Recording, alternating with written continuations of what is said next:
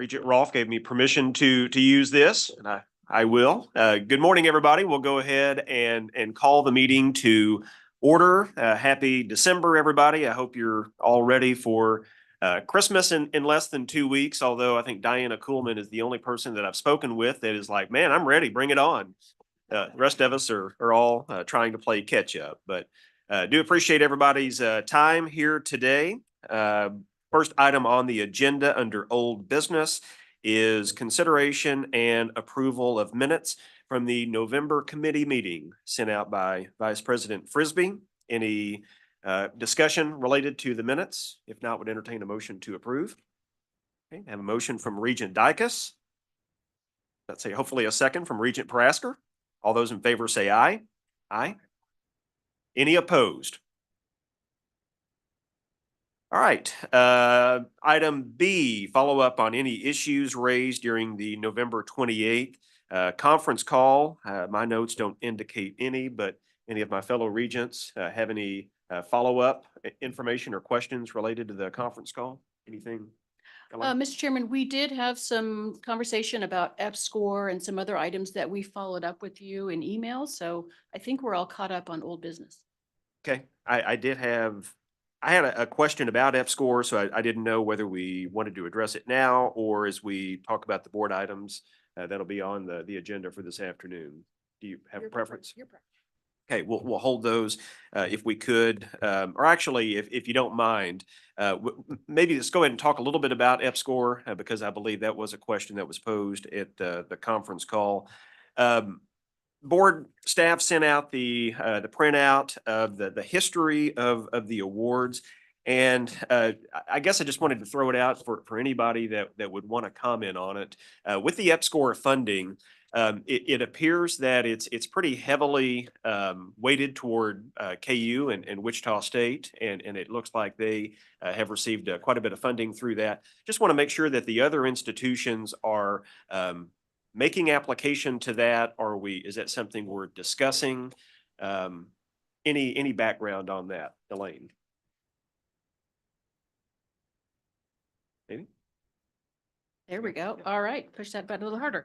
Thank you, Mr. Chairman. On the F-score, I do want to emphasize we have a review committee, and I believe we have academic affairs staff, our associate director for academic affairs, Jennifer Armour, on the call, who's been more directly involved with this than myself. My understanding is we have a review committee that involves all of the research institutions, and the extent to which we broadcast or market these opportunities, I'm not aware of, but we can certainly find more information out. My understanding from President Flanders is that the F-score program nationally is evolving, and there might even be more opportunity for us on the federal funding side, but it isn't clear yet to board staff what those opportunities are. So we need to become more well-versed in this topic. Sure. Jennifer Armour, Director Armour, is there anything that you would want to add? Yeah, I would like to add that just because it shows that the funding was given to one institution does not mean that those funds don't necessarily trickle to other institutions. Some of them help fund projects at the other institutions throughout the state. So it's not necessarily just given to one institution.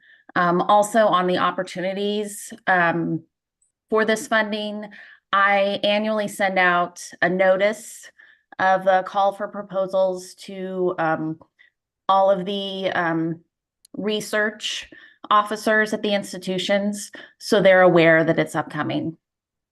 Okay, thank you. And I believe Regent Parasker had posed a question at the last meeting, basically related to are those projects that are recommended, are they specifically aligned with the board's strategic plan? And I don't know if there's a follow-up on that or not. To the extent that our research efforts build on our pillar related to the Kansas economy and for innovation, that's generally where we've pegged those things. Okay. Yeah. Okay. Anything else related to the F-score funding? All right. Thank you, Elaine. All right, we will now move on to new business. The first is a presentation on facilities, space inventory, utilization, and needs analysis. And Chad is, I believe, going to be our first presenter. I believe we've got 6 presenters. We certainly don't want to rush anybody. I think we've allocated around 30 minutes for this, but obviously if we're a few minutes over, we don't want to rush anybody because it is so important. But with that, Chad, kick us off. All right. Thank you, Chair Benson. Appreciate the opportunity to present today. Today, we are going to highlight some collaborative work that's been going on behind the scenes for the past couple of years at the board's direction. And over this time, board staff, finance and administration, as well as data research and planning, has worked with universities and with 2 consultant teams.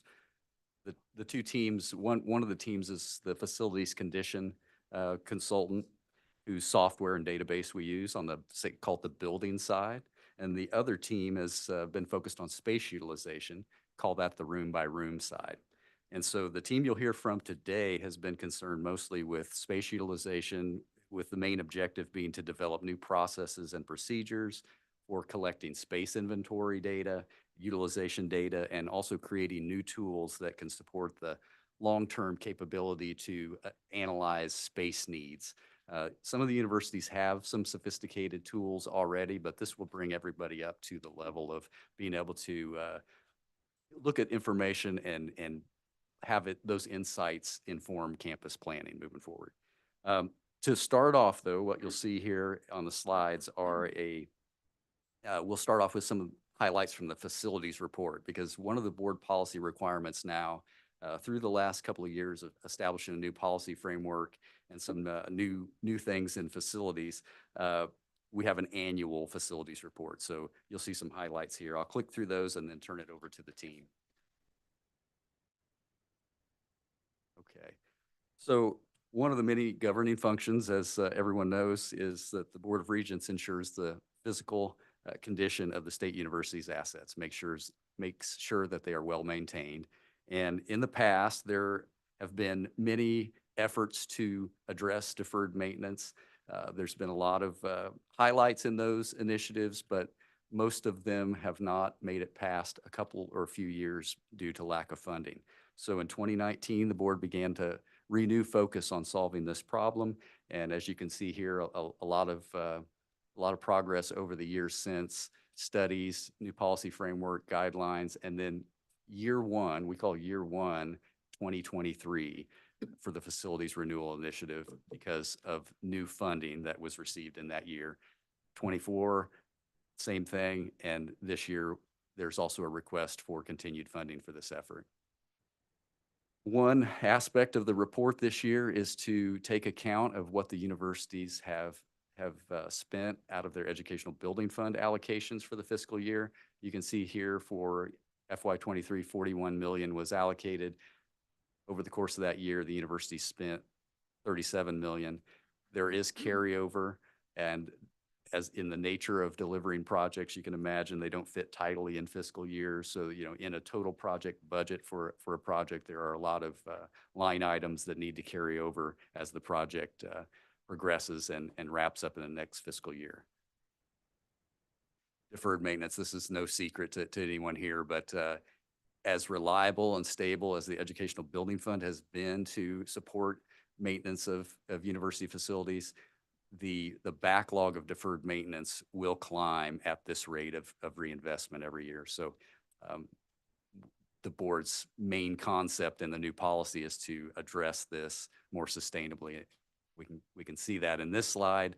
The green bar is the Educational Building Fund, but the universities are now required to ultimately in 2028 reinvest 2% of the estimated replacement cost of their academic buildings every year. One simplistic way to think of this, and I'll credit Jeff DeWitt with this idea, 50-year building depreciates at 2% a year. There are other professional references that we've looked at to arrive at that 2%. Other states do that as well, but that's a pretty memorable way to think of this. Maintenance assessment. So this is the main feature of the board's new facilities policy update. And so for FY23, this was calculated at 0.25% of replacement value. The board in 2021 decided, hey, this is such a change. Let's gradually ramp up to the 2% and get adjusted and try to figure out how this funding works. And so you can see it at year one, $19.3 million was the maintenance assessment system-wide for all the academic buildings. You can see there $7.72 billion is the estimated replacement value for 498 buildings across the system. To put that in context, there are over 1,100 buildings in use. So that's a portion of them. Looking at 2024 then, we saw a significant inflationary increase to the RS means construction cost data that feeds our facilities database. And so you can see the estimated replacement value goes up to 8.31 billion. And we're in year 2 of the incremental increase up to 2% of reinvestment. So you can see now we're at 0.5%. And so for that same 498 academic buildings, the maintenance assessment is 41.57 million. Capital renewal initiative. So we have had a great partnership the last couple of years, and from the legislature and the governor, we received $35 million. That requires a dollar for dollar match from the university in 23. In 24, we received 20 million, and the budget request this year is for another 20 million. We also received the building demolition fund in those same years. And I think we'll see a slide here. It shows how that's been put to use. That's very beneficial. The first group of buildings, though, is easier than the buildings after that, and we can talk about that here. So for the first 2 years of the building demolition fund, we have allocated a total of 16.5 million that the board has approved for specific projects. That tallies up to almost 500,000 square feet. It represents 20 buildings, 20 obsolete buildings, and our database now allows us to assign a value to how much deferred maintenance we're avoiding. And so for that same group of buildings, $80 million is being avoided. Now, we have heard from the universities that there's a possibility of several dozen more buildings being on that list. They're more difficult to develop those projects because of relocation and the remodel and renovation that's entailed.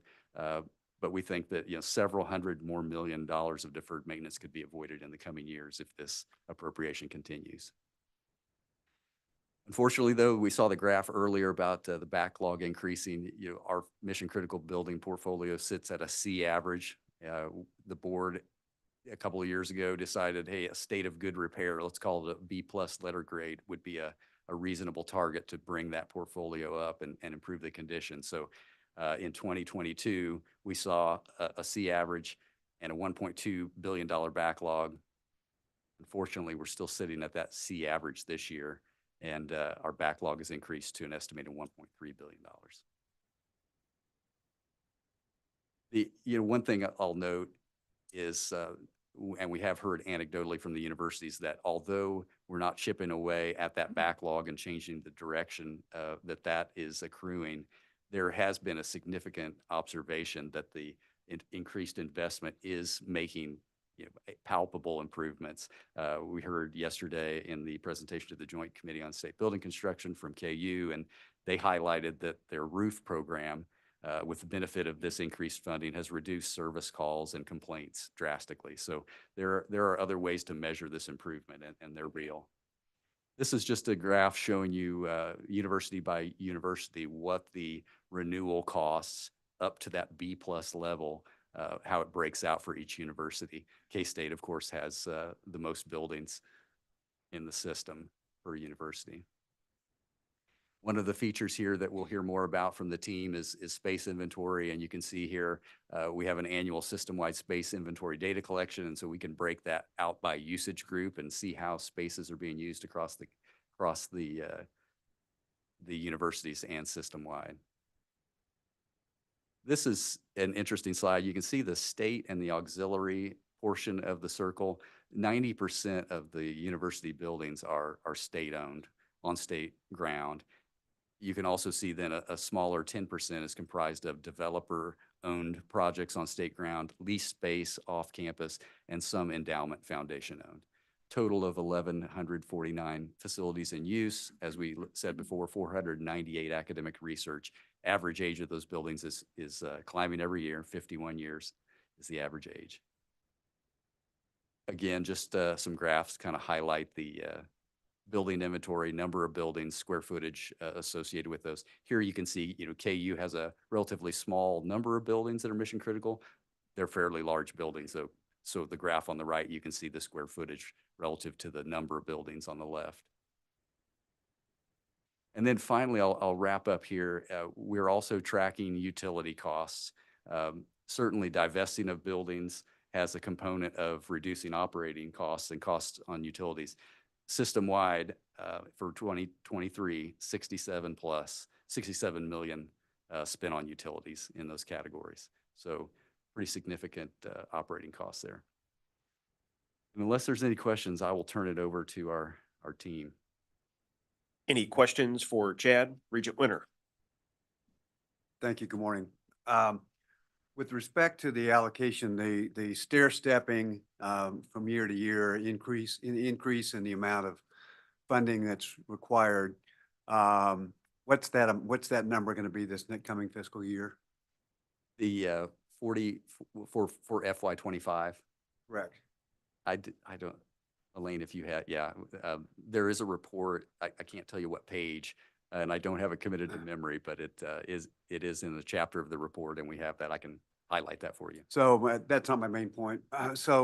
What mechanism is there in the way that the program reads to allow for the universities and/or the Board of Regents to make allocation decisions for all needed expenses and programs throughout the university?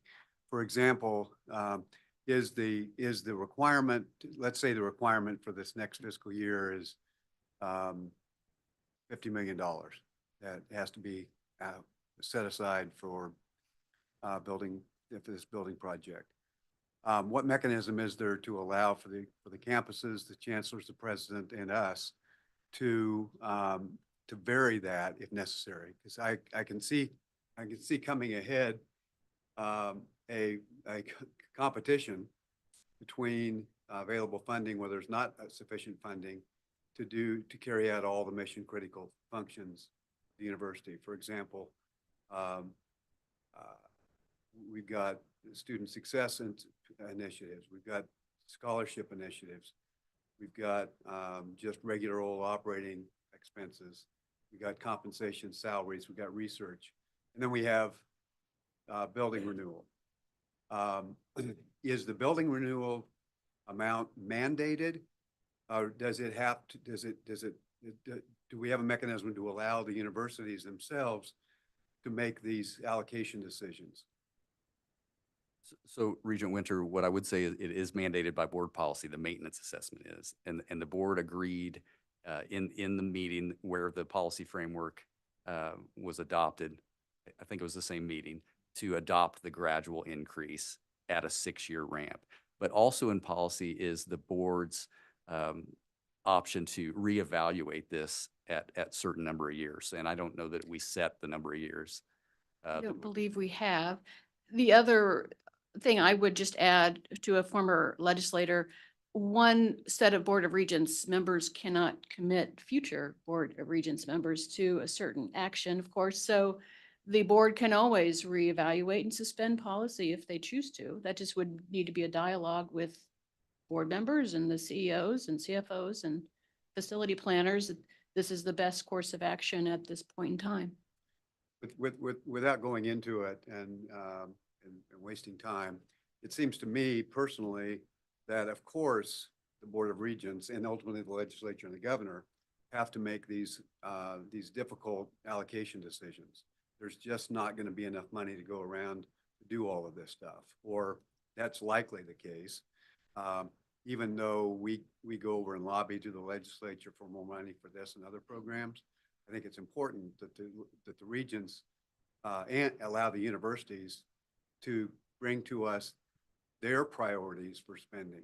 I don't want to see us say oh gee, we don't have the money for new scholarship programs because we have to put $50 million in the building renewal program.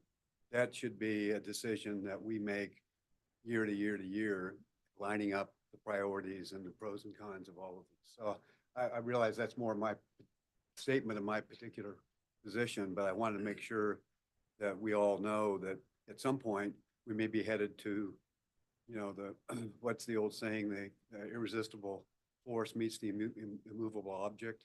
And we will just have to realize we might have to make some decisions to allocate this differently. I'm sorry, Regent Winter, I would just point out you have a notebook in front of you that has the entirety of the facilities report. This is the report that's required by statute to be done every other year. So this is the year we're going above and beyond the statutory requirement and doing this now on an annual basis. And looking at page 20, you can see where the 23 and 24 numbers that Chad referenced in his presentation, and then how that goes up over time with our current valuation estimates. If I could just add, I think that the program to increase building maintenance is a great aspirational goal. So I don't mean to suggest that we ignore it. I mean to suggest that we always must maintain that critical decision-making about what comes first, what's our priority list, and not just put that in a policy and forget about it. Thank you. Yeah, take it. Great information, Chad. Yes, Regent Prasker. Sure.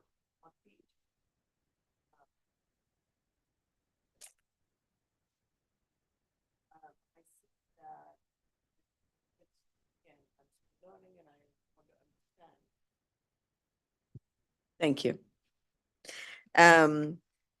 The space allocation by space type is for classrooms, it's 3.92% out of all the buildings that is available.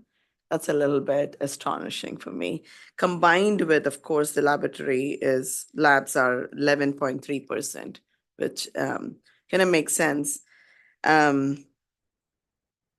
But the allocation of space, do we have any guidelines for our universities to assess, especially when we are spending this much of money, how are we spending that funds towards, and what brings us most value for the universities? There is a large portion of those assets that are non-assigned, about 38.93% of them are not assigned to any specific space type. So I want to see if there is guidelines for universities based on what is the return of investment for updating these buildings.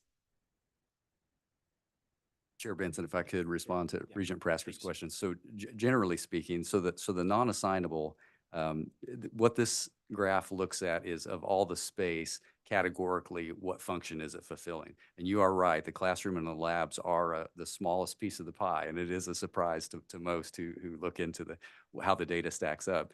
The non-assignable is just simply the portions of the building that serve its function, corridors, interstitial space and structure, all the service aspects of the building that aren't assigned to a certain department. So that is a big piece of the pie there. And I think our consultants can elaborate on this a little bit more. The only thing I would add, though, is we worked on a set of draft guidelines to supplement the board's policy on facilities a couple of years ago. And what we outlined there is the best practice that each university should have its space guidelines. Yeah. The board did not define and say, an office will be this size for every university, or, a classroom will be this size.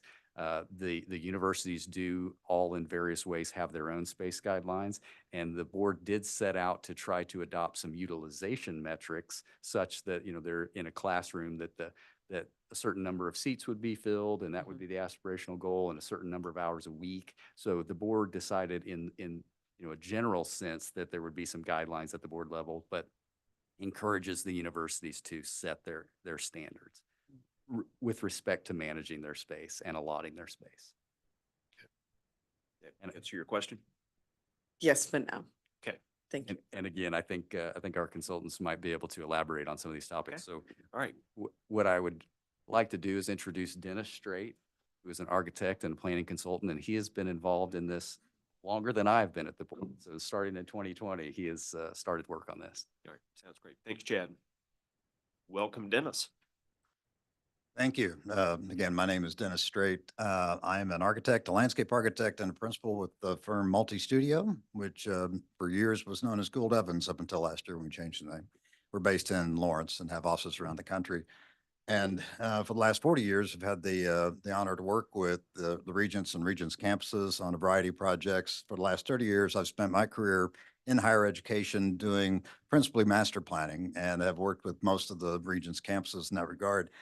So it's an honor to be here because I admire the leadership that has been shown in terms of addressing these issues. I wanted to start out by just helping to put some context from a master plan perspective about why looking at both space utilization and facility condition together is a helpful way to get on top of this question of ongoing facility management. And so I'm just going to run through some quick slides because the things that Chad shared with you in terms of the stats on the Regent system, you could find very similar numbers in every state that you go to. This is not something unique to the Regents. It's something that the industry of higher education has found itself needing to address. And thank you for taking a leadership position then, because few campuses are really taking this on at this level. But the issue is that for years, you can see in these charts that we know how much annual maintenance we should be putting aside, and then we know how much we can afford. And if you go back in time and start tracking that forward, you can see that there's a gap that we've always had. This is, again, it's not unique to the Regents. It's just part of the way that we've managed facilities on campuses for years. And if you don't address that gap in one year, then it carries forward, and you can see that start to amplify as it goes forward. Now, part of the problem is every year has its own set of maintenance requirements, and what you don't get addressed the previous year gets added to the next year. And you can see the trend that starts to happen in terms of the maintenance responsibilities, liabilities that each of our campuses face. And the problem is this is becoming an exponential problem. And from that perspective, it's not at all sustainable. And all of our campuses are trying to find ways to become more sustainable, more viable and vigorous. And this is just one of the issues that's been needing attention for many years. And I appreciate the fact that the Regents have provided the leadership to let this come to the front so we can start finding solutions going forward. So just focusing on our current state in terms of the amount of maintenance backlog that we're trying to address and how these policies that are now moving forward are helping us address that. First off, by the increase in the annual maintenance allocation, we're able to reduce the amount of deferred maintenance going into the upcoming year. So we're reducing that exponential trend. We're starting to flatten that curve. The reality is it's going to take us some time to flatten that curve because it is so significant at this point. But time is the value that we've got to work with. The more we can keep this program in place, the more we'll start to see ourselves moving towards that sustainable state. So just increasing the annual maintenance is one way of us starting to get towards that condition of sustainability. But there's been another thing that Chad mentioned that is also significantly impacting that, and that is looking at the opportunities for reducing space on campus. So the facilities conditions is understood by the Gordian work that's been done, and you understand now the condition of all your facilities in a way that you can truly manage them. The space utilization is helping us understand where the opportunities lie so that we can see if there are ways that we can reduce the overall square footages on campus. So when we started this process, and Chad is right, we started 3 years ago with a very broad brush look at the overall region system. This was done during COVID, so it had a very order of magnitude quality about it. But it gave us a sense about what the opportunity might be in terms of space reduction. Now, as Chad mentioned, there's been some great success over the last few years, and that's been the low-hanging fruit part of this discussion. This is only going to get more challenging as you go forward, but the opportunities to remove building stock on campuses is where you can really start to make a dent in the overall discussion. Because when you get back to this chart, by removing the amount of space we're trying to maintain, you're actually reducing the backlog. And that's going to accrue faster than what we can catch up with in terms of the facility maintenance annual investment. So both those things are working in tandem to help us get to, ideally, to a state in the near future that would be more sustainable to allow the universities to address, it's not just keeping the heat on. Because our campuses have been in this condition now for many decades, most of our facilities partners are in the mode of triage. So they're in the mode of trying to keep facilities occupiable and safe for people, and not able to do the things that all the educators are asking for in terms of providing the right kind of space for the current trends in education. And by getting this deferred maintenance in hand, it allows all the campuses to start to focus more effort on that side of the equation, which is part of what's wonderful with this effort. So with that as an introduction, go ahead. If I may, just ask a question. Would it be an accurate statement then, Dennis, to say that $1 spent now on this effort would be more impactful than $1 spent 5, 6, 7, 10 years from now? Oh, it's no question. It's no question, because again, the Time, problem is value of time. exponentially escalating in front of us. So the more we can start to chip that back down, the sooner we'll be able to get to a sustainable state. And so I'm very thankful that there is this trend now that the regents have started that allow us to make that progress. So I have another question, if I may. I understand and I totally agree with reducing the amount of space that needs to be maintained if it's not utilized, and then increase dollar now rather than later. Is there a way, when we are investing in the new updates for our building, can we look at opportunities to generate more resources? For example, put more solar panels on our buildings to reduce the amount of electricity that we use, make it more green and efficient in energy. Because we are always going to catch up with this kind of a maintenance and investment and maintenance and investment. How do we also induce something called, with the efficiency of creating resources for the. It's a great point that, and the opportunity of looking at reducing your operations cost, because again, with every 100,000 square feet of building you take offline, you're taking off the need to maintain the floors and to do everything that has to be invested to keep that Agreed. building operating. The campuses also, all of them are looking at ways to reduce operating costs in terms of ongoing utility usage. So I believe all the campuses have looked at sustainable ways of addressing ongoing energy use. And it's just a return on investment question. And, fortunately, as an institution, you can look at that more aggressively than a developer might be able to. So there are opportunities that should be continued to be explored, because that's another way of reducing your operating cost. Exactly. All those things will help you get on top of this substantial issue. So I encourage you to keep an eye on all those opportunities. And not only operation costs, maybe we can create an asset as well that would increase the revenue from these buildings. So. Well, and there are examples where that's started to happen. I believe Fort Hays can almost make that case now with their wind generation. Fantastic. So there are examples that, again, are worth celebrating. Yeah. So with that, I wanted to hand it off to one of our lead consultants, Joe Bellotta, who's going to talk about the specific space utilization policies, practices we've been working on for the last year and a half. And with that, Joe, if you're ready, I'll let you take it forward. Thanks, Dennis. Joe, you're up. Great, thank you. Elaine, if you can push the slide. Yeah, thanks, appreciate it.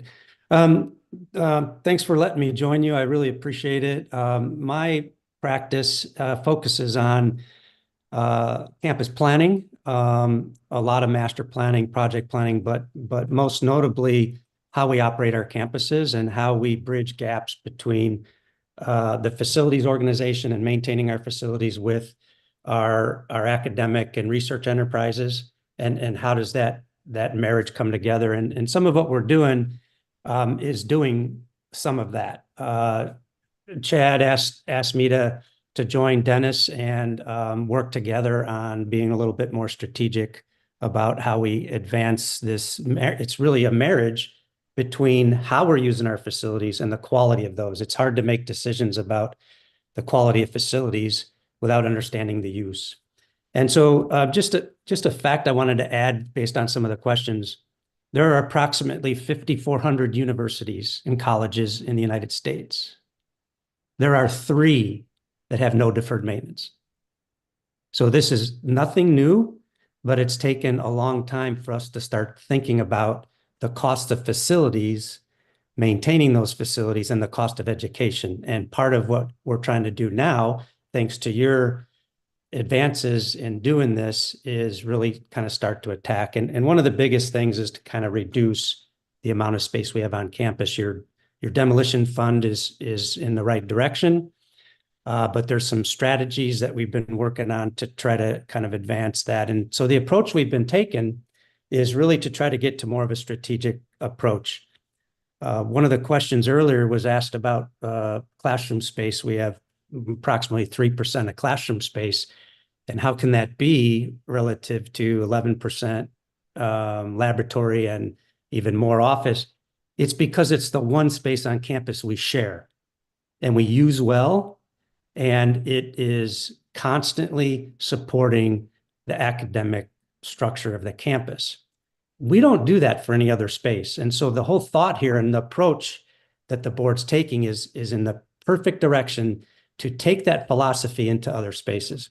So in terms of our approach, we're working directly with the institutions to partner. What's really nice is I've worked with a lot of boards over my career. This board, to your credit, is partnering and not judging the campuses. You're in it together with them. And that is a unique scenario that both Dennis and I think Chad has learned over the years is a very unique situation. So we appreciate that. And then eventually through the approach, we want to make sure, Elaine, if you can advance the slide, is we start to help the campuses by building tools. And if you can click it a couple times. This past year, what we've been doing, perfect. In fact, one more is we've kind of phased the analysis to kind of help supplement all the deferred maintenance issues. Is that study of space in the first phase is first to make sure we've gathered all the information that we need.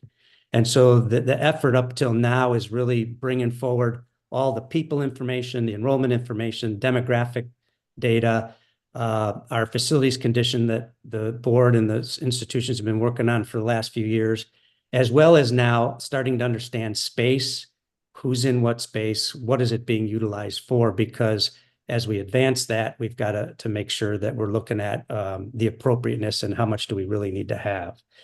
Elaine, if you can hit it again. So in this first phase, I'm not going to read through these. We're running behind time a little bit, but the keys here is to understand how the institution needs to operate. So all the departments and all the programs, whether it's academic or research, what is it that today's world brings forward versus 51 years ago when the building was built on the average? Everything that we do is totally different, but the buildings have not adapted.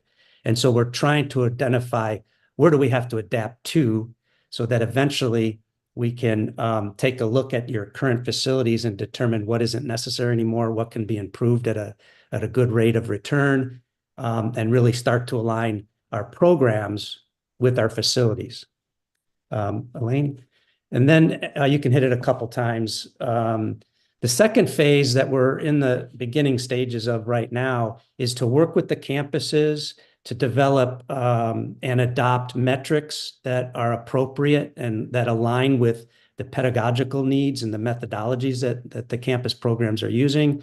The intent this spring is to get through space analysis for mission critical space and start to then evaluate what it is we need with the quality of our facilities. And that'll come together as a report to you in the next facilities report through Chad's efforts. Elaine, one more. So those goals, again, I'm not going to read through these, but again, the marriage really between how we're using our physical environment and the quality of those assets have to both be understood before you can make really good improvements to your facilities. We have to fund, we've been talking about this for the last 20 minutes. We have to fund the program to keep up our facilities, but the biggest needle mover is taking offline what we don't need or improving utilization of what we have, much like classrooms. How can we improve using our labs more often? Sharing offices, taking advantage of online meetings to reduce office needs, and the list continues. And you're gonna really change the pattern of our investment by reducing the inventory that's needed based on that. So one of the last things I wanted to kind of mention was that through this phase 2 effort, we're developing what we're referring to as a space model, or it's a modeling tool. And it gives us the ability to input information, not just about how we're operating today, but strategic information. So we could actually take a look at where an institution is trying to head from a strategic standpoint, apply the right information and metrics into the model, and understand what our space needs will be tomorrow. Instead of looking backwards, we're looking forward to make sure that our facilities are aligning with our programs. And so we've been working on this for the last year, and we'll continue to work on it over the next 6-7 months. And this model will be very, very helpful for especially the smaller institutions, and could actually be helpful to the larger ones as well. They have some teams and tools that they're using. Next slide. So we're trying to finish this up in the spring. Hopefully that'll give us time to start, testing the scenarios, planning scenarios, and making that marriage happen. And we hope to kind of be to the point where we catch up with our space needs and have the same quality information we do about our quality of facilities as well. I'm going to turn it over to Cindy, unless there's any specific questions. Yeah, any questions for Joe before we transition to the next speaker? All right, great information, Joe. Thank you so much. Thank you, Joe, and good morning, Regents. My name is Cindy Ferrier, and I'm the Director of Data Research and Planning at the Board Office. In person with you is Nathan Snyder. He's our K-Board data engineer, and he'll help answer any questions you may have on details about the data collections. Chad asked me to do a brief update on the facility's data collections. Okay, you can go to the next slide, please. Much like taking the proper steps to construct buildings that last the test of time, such is the same with data collections.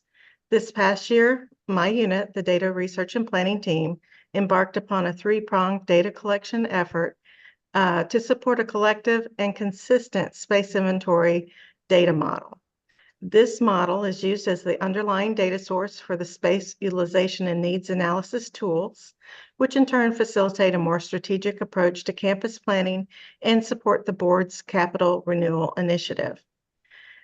These 3 collections that we embarked upon is first, we did a slight tweak or modified our sections file within our annual academic year collection. This file supports credit hour production by department, and it's important to understand how much classroom and instructional lab space is needed. Second, we added a new collection, which we call Staff by Department, and that's used to gauge faculty and staff full-time equivalency by department and delivery method or modality. While this collection is new, it follows already established definitions which are recognized by institutional research persons. This provides insight in how much office space is needed. And then third, the space inventory collection, previously collected by the Director of Facilities, was moved to the data collections team. This is where our team spent much of our time as we built common code and validation tables. This collection helps us understand space capacity and can be connected to the other collections for better campus planning. As illustrated on this slide, there are 4 things which are key to the success of data collections. First, we must employ a collective effort by all universities with consistent use of data definitions and timelines. Second, for data to be verifiable and trusted, it must be validated against common tables. The commonality among systems allows us to perform state-level reporting. Third, we must build a solution that is cost-efficient by developing underlying data structures and applications on the front end, such that the solution requires fewer resources as time goes on. And fourth, in developing a sustainable solution, it is key to automate the upload and validation routines such that less human intervention must take place. Most of these items, probably 2/3 of these items, were developed in year one. In year two, we'll focus on developing an automated application that supports cost efficiencies and is sustainable over time. We'll also every year evaluate the data needs, whether we're using the data, where we can make more efficiencies and to ensure that the process is sustainable. There have been both challenges and successes. It is, and it remains a challenge to crosswalk departmental codes across various data systems, such as human resources, finance, and academic systems across 6 state universities. However, one simple success is that in some institutions, staff are now talking across unit lines to develop common codes and crosswalks, such as that these systems may use a common language. Support for this effort has been appreciated, as is your continued support. I stand for any questions, and other than that, I believe it's time to turn it back over to Joe. Any questions for Cindy? All right. Thanks so much, Cindy. All right, Jim, thank so you. back to you. Yeah, I think I'll just let Dennis go ahead, or if there's any other final questions. I know we've gone over time a little bit, No, so. you're good. I'll go ahead and wrap up with just one comment. Over the last 3 years, it's been great to be part of the process and see what the other campuses are doing to help move this ball forward. I'm going to encourage you to look forward to your presentations this afternoon, particularly the one from Provost Bilkemeyer with KU. Some of the campuses are way in front of this process in terms of data management. And the exciting thing to see is the types of approach that are starting to emerge. For example, the master plan at KU is very much based on data management, aligning resources with the strategic plan, and becoming much more sustainable minded in terms of how all these decisions are made together. So I'll just encourage you to see that as part of an additional contribution that this process is helping in terms of all the campuses see ways forward out of this challenge. So with that, any other questions we're happy to answer today. Any other questions this morning? Yes, Elaine? Thank you, Mr. Chairman. I would just like especially for our partners, Dennis and Joe, to comment. I believe, and I try to monitor news alerts from other states, I think there are other individual campuses that are tackling their maintenance issues. So in many cases seeking legislative funding, but I don't know of any system that's doing anything at this level. Would that be an accurate statement also to say? Joe, there's none to my knowledge. Are you aware of any? No. In fact, one of the things that really excited both of us is the approach that you're trying to do to help your institutions and not ask them what they're doing about it. And so that partnership, especially as a public system, it's the only one I've seen like this. Thank you. Well said, and goes to the point that Regent Parasker made about giving guidance instead of just waiting for it to happen. So Right. I agree, that's a great point. Any other questions, clarifications this morning? Thank you, and I appreciated, the data cleansing and appropriateness so that we are looking at the metrics and reports and hopefully in future something, more predictive analysis based on clean data that we are entering into the system right now across all areas. And that's doing it right way now will help us tremendously in future. So that was a good presentation on how we are collecting and what's the methodology we are looking at. Thank you. Well said. All right. Thank you all. Thank for you your time. again. All right, moving on, next agenda item, review capital budgeting process and current status of the university campus master plans. Thank you. I think Chad will be up next then. In front of you, Regents, you have some handouts that are stapled together. And the first page, it starts with a capital budgeting and a capital planning process. So for all of the collisions of data that are involved in what Cindy and Joe and Dennis and Chad have talked about, the capital process, of course, necessarily overlaps with the budget cycle as well. And so this is where we're going to talk a little bit about how this all comes together, in particular with the Educational Building Fund. Chad. Thank you. Yeah, the handout that is titled Capital Budgeting and Planning Process is just a high-level overview of how this process works throughout the year and throughout the many years. As you can see, it begins with campus planning, and as master planning has been mentioned so many times today, the board's policy is currently for every institution to have a master plan, an in-depth and comprehensive master plan completed every 10 years.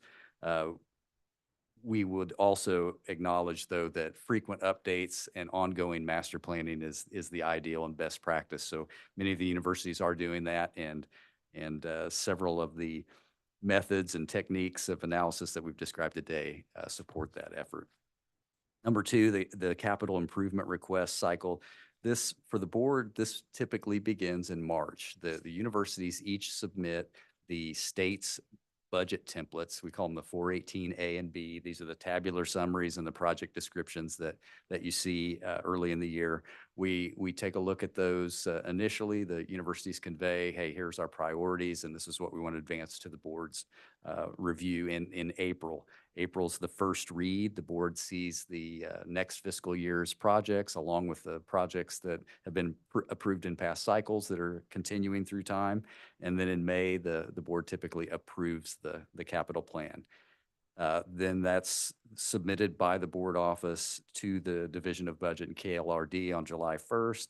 And then, of course, that cycle takes us through the fall before the legislative session, and we present to the State Board on Building Construction, Joint Committee on Building Construction. And one thing to note, the last bullet on item 2 is, as everybody is very familiar with, throughout the year, the universities are constantly wrestling with priorities and taking advantage of opportunities that have emerged, and they present those to the board almost each meeting as a request to amend their 5-year plan.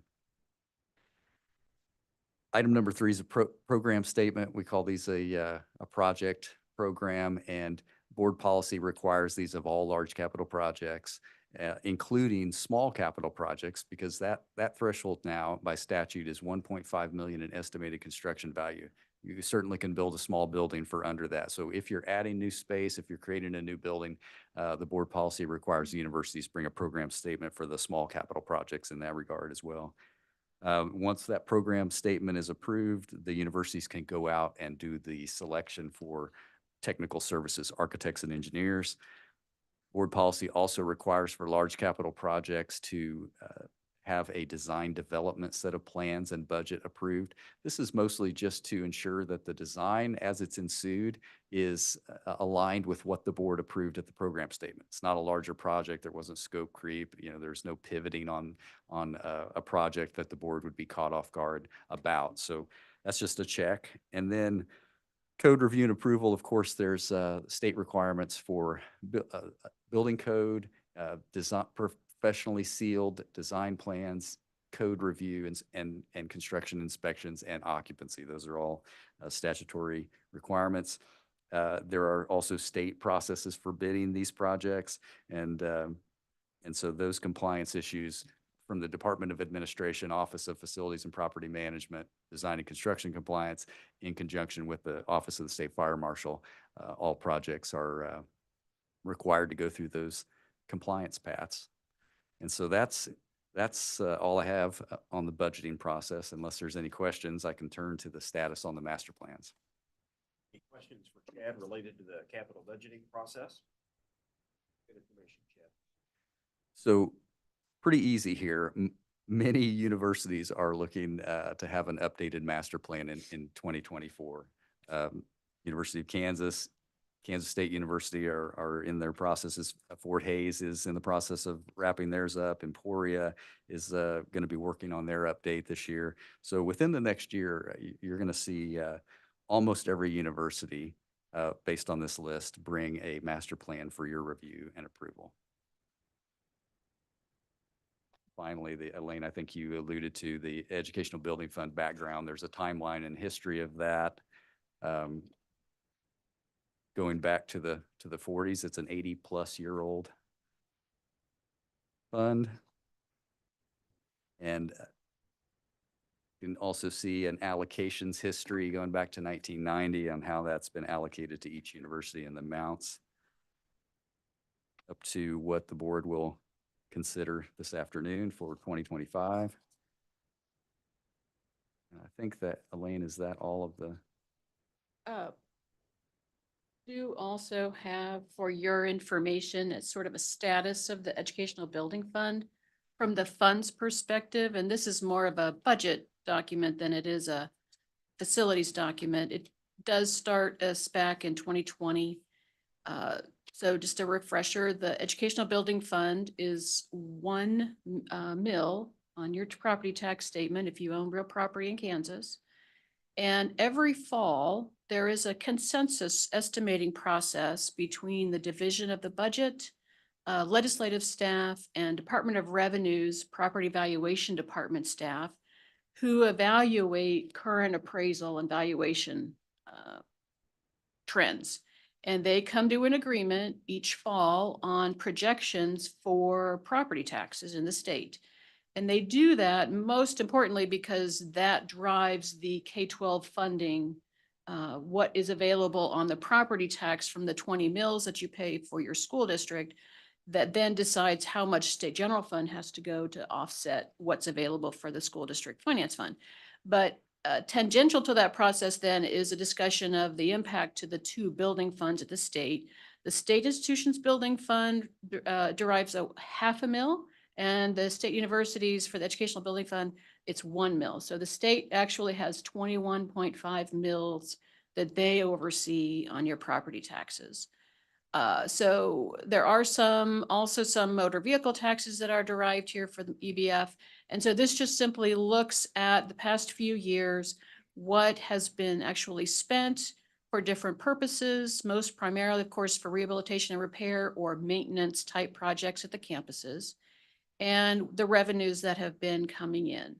And if you do own property and you have looked at your statement lately, and of course, the first half of your tax bill might be coming due here on the 20th of December, you might have noticed that your payment is a little higher than it has been in the past. Some of us are noticing this.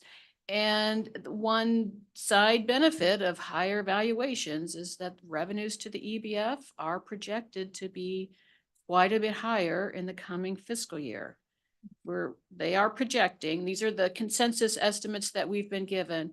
They're estimating that the EBF will derive $50 million in revenues in 2025, when as recent as 2022, it was just a bit over 40 million.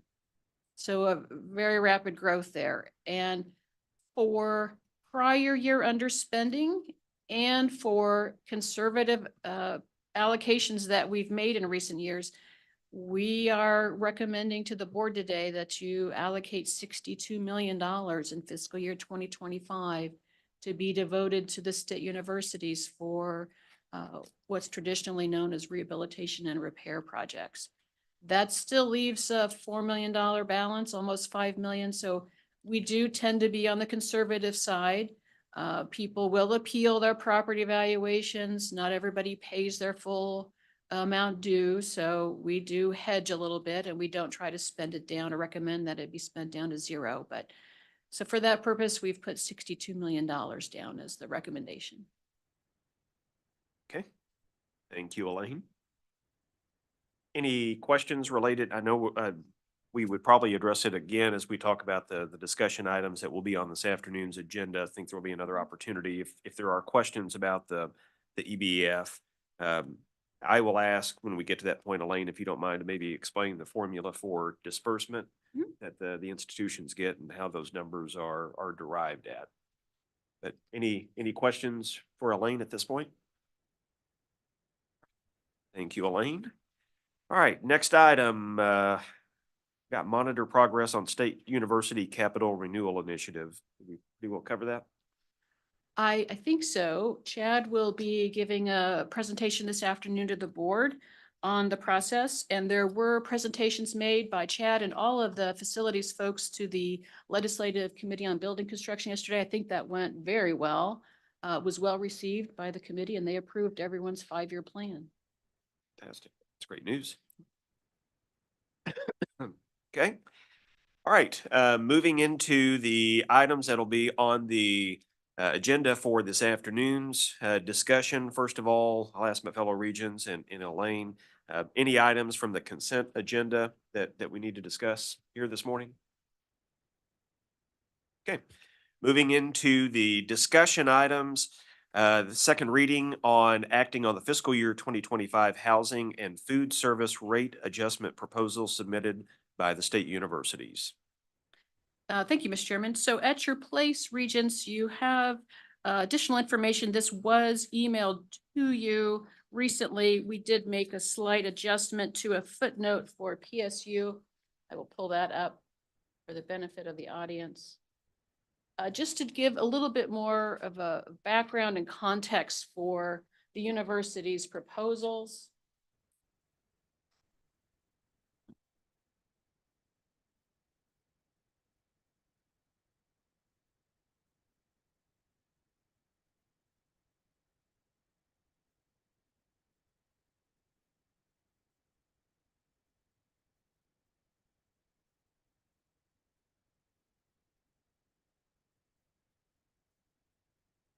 Just to put some context, so especially for our larger campuses, KU, K-State, and well, everyone generally, they have a full array of different options for the students to choose from.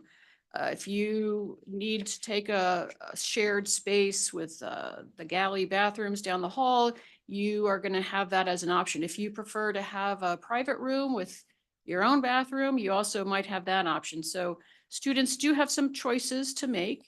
And also, and I don't have it pulled up, but additionally at your place, we found some information from the KU, let me get this correct, the KU Institute for Policy and Social Research.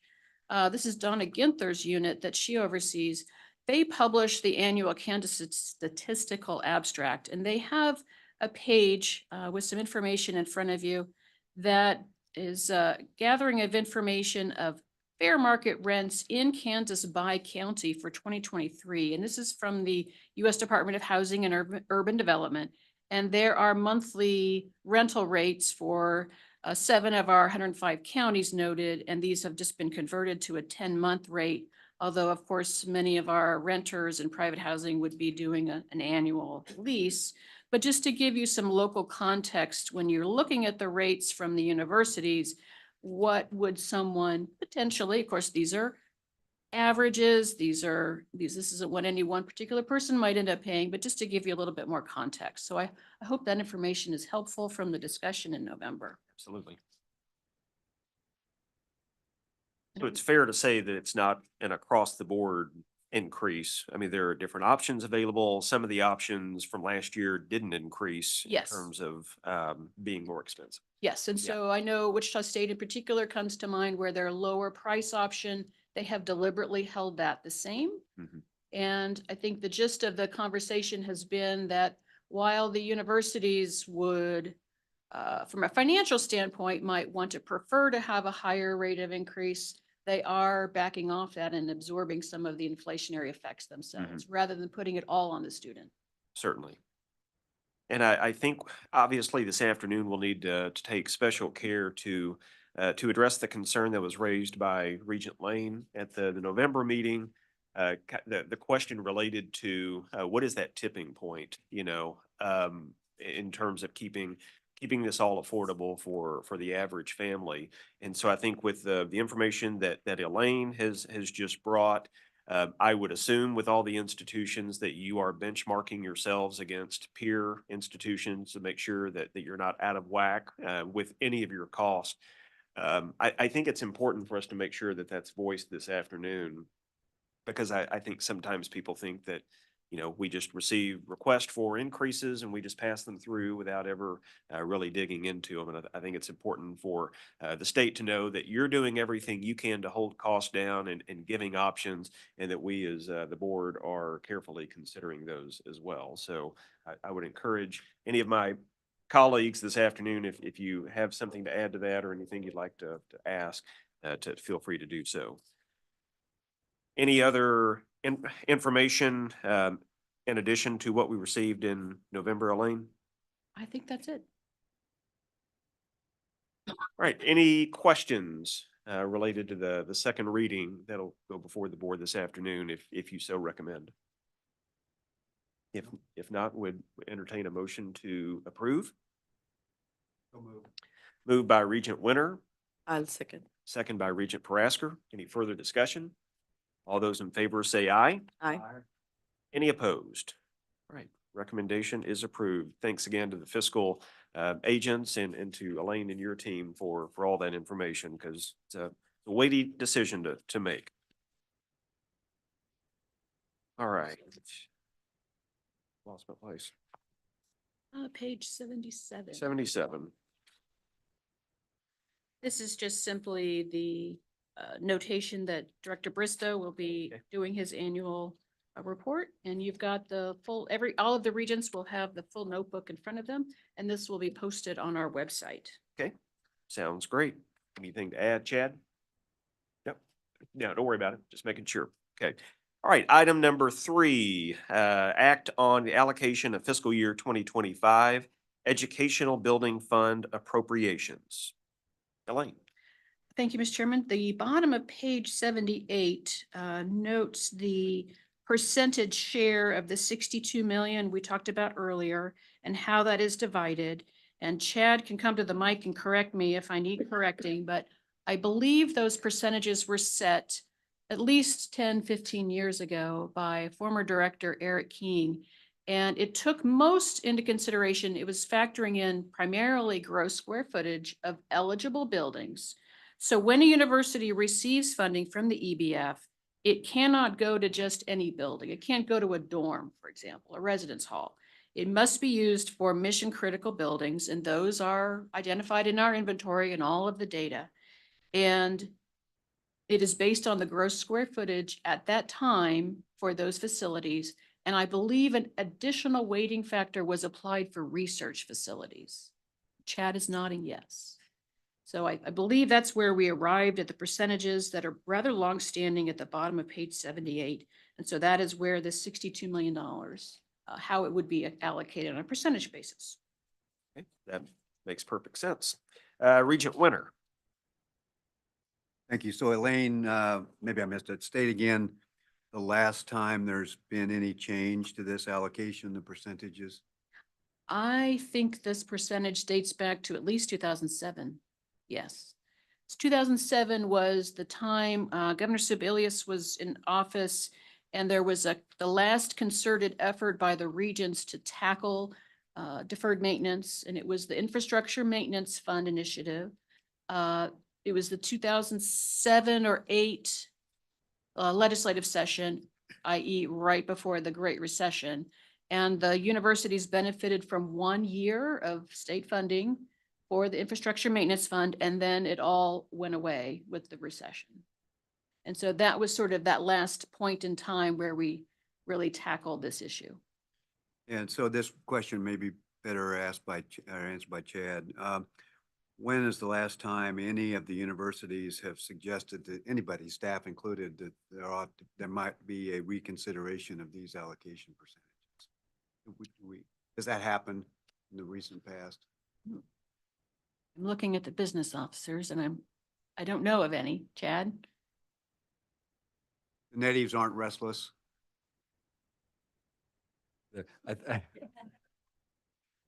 I I think there's been casual conversation about, hey, what factors in the future, if this ever gets adjusted, would be added to that. This is, if you look in your facilities report in chapter 8 in the inventory, and you do a little math to see how the gross square footages, basically the percentages break out, it's very, very close. So the factor that Elaine talked about, regarding the complexity of the buildings, research building might warrant a little extra allocation of the funds. It's very negligible impact on so it really is a gross square footage factor. There could be other ways to factor that in the future. I will say we're not required to do this, to allocate these funds with this, but we choose to, and the capital renewal funds are also allocated.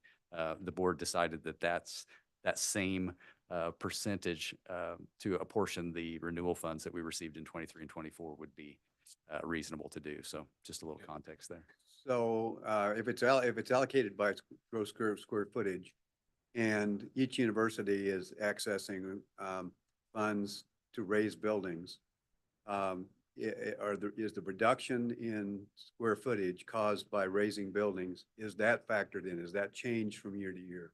No, and in fact, one idea from the board at the time was that would incentivize to actually take those obsolete structures offline. If you're not penalized by taking the building offline, then you may make different strategic decisions. And so the board decided at that time that for the foreseeable future, as that program got some years behind it, to let that stand. Thank you. I think it's a wise move. Last thing we want to do is disincentivize adequate use of the basically the square footage you've got available. So it's a good point. All right, thanks, Chad. Thank you, Elaine. Any other questions? All right, item number, well, let's probably need action on that, don't we, Elaine? If Do we the need to? committee would like. Okay. Would entertain a motion to approve the allocation of the Educational Building Fund appropriations. Regent Dicus, seconded by Regent Winter. All those in favor say aye. Any opposed? All right. Moving on to item number 4, amending the fiscal year 2024 capital improvement project plan for NIAR Hub, the Advanced Manufacturing and Research at Wichita State. Thank you, Mr. Chairman. At the advice of Regent Winter, I was going to say council, this is on the discussion agenda, and Chad will introduce it, but I believe President Muma has a brief presentation to talk about this particular project and the success that NIAR has had in accruing federal grants through the EDA. Okay. So it's a great project and look forward to hearing about it. Any questions? Any comments? Is that something we need to take action on? Only if you want, if you wish to. Why not? Yeah. We're on a roll. All right. Would entertain a motion to approve. I will. Regent Parasker. Seconded by Regent Winter. All those in favor say aye. Any opposed? All right, motion carries. Number 5, act on request to accept real property from the city of Wichita by the University of Kansas and Wichita State University. Elaine. This is another exciting project in Wichita involving 2 of our schools. And again, similar as the prior item, this is going to be on the discussion agenda for giving the folks an opportunity to talk about it and give the board a brief reminder on everything that's happening with this property that's coming to the state from the city. Think of a better example of 2 of our institutions working together, which is, I think, what everybody wants to see. So look forward to hearing more about that. Any questions, any concerns before that does go before the board this afternoon? Okay, would entertain a motion to approve. I will. Motion by Regent Parasker. Okay. Motion or second by Regent Winter. All those in favor say aye. Aye. Any opposed?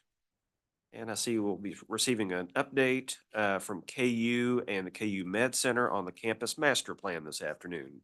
Yes. Anything to add to that, Elaine? Only that Provost Bicklemeyer she'll have a PowerPoint to give you an update on how KU Lawrence has approached their update to the campus master plan. And then we also have someone, I think, from KU Med who's going to talk about their campus in Kansas City. Pretty good. Look forward to hearing that. Yes, Regent So Winter. this presentation is the presentation this afternoon, presentation of the new plan? I think it's giving you an update on where they're at with the process. Okay, so it's Still not underway. not Not fully the, baked, cooked deal? yes, yes. Okay. Look forward to that. All right, Elaine, any audits for committee review and discussion? No, Mr. Chairman, we're still awaiting word and from the Department of Administration on the state's annual financial report. Okay. I did send you the external reviewers, comments on the K-State internal auditor.